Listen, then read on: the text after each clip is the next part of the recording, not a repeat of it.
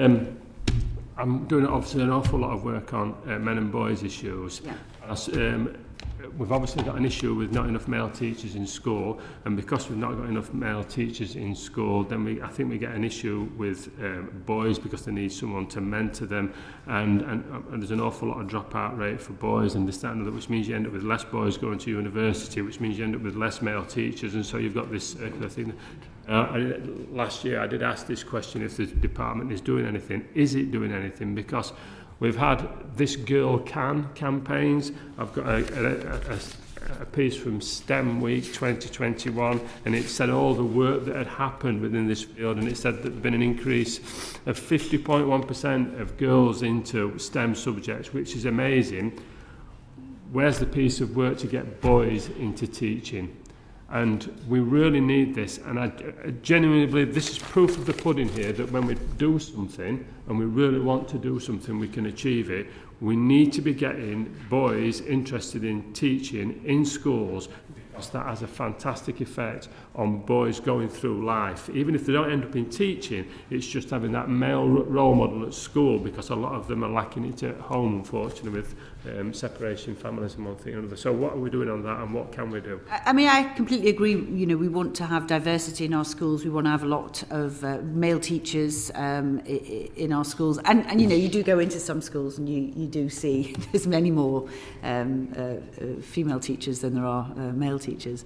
But it is important. I mean, all the parts of what we're doing, you know, making sure it's got a higher salary, making sure that there's more career prospects and opportunities, are all part of having a very strong pitch as well. I don't know if there's a specific campaign, but we're always conscious to make sure that we have sort of male teachers in our campaigns and showing, you know, that experience, you know, in the classroom. But I don't know if there's a specific campaign that we have or we have done in the past. It's as you say, so in all our recruitment campaigns, we will look at not just the overall kind of recruitment we're looking for, but particular areas where there's underrepresentation or we'd like to target. And so if you look at our adverts for primary teaching roles, for example, which is has particularly low rates of men applying, you will see that we consciously and deliberately use male influencers and so on in order to kind of drive those numbers up.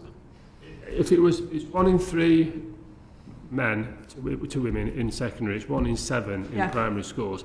If those figures were the other way around, would we be jumping on it a lot more? Well, they are in many industries the other way around. And we are jumping on it, which is proof. So why aren't we doing it in education? We really need to be doing this because this is super important. I mean, I'm committed to make sure that we've got... I think teaching is a fantastic career. I think loads of... I mean, every single one of us, if I asked every single one of you, who's the teacher who changed your life, you would within a second say, Mr. this or Mrs. that. That is how powerful teaching is. 40 years later, you still remember that intervention. Mr. Ashcroft. It's like, it's the same, right? It's the most unbelievable profession, and it can have a massive impact on every child in this country, which of course is as you say, is our future. So I mean, personally, we'll take a look at this to see whether there is more that we should be doing. Please. I'm very keen to have teaching open to everybody, and I'd love to see. It cheers me up actually when you go into schools and you do see, you know, male teachers and you know, having that mix, because it does. I think add to the overall diversity and mix in our schools. So let me look and see if we've got enough focus on that. Thank you very much. Bring Andrew.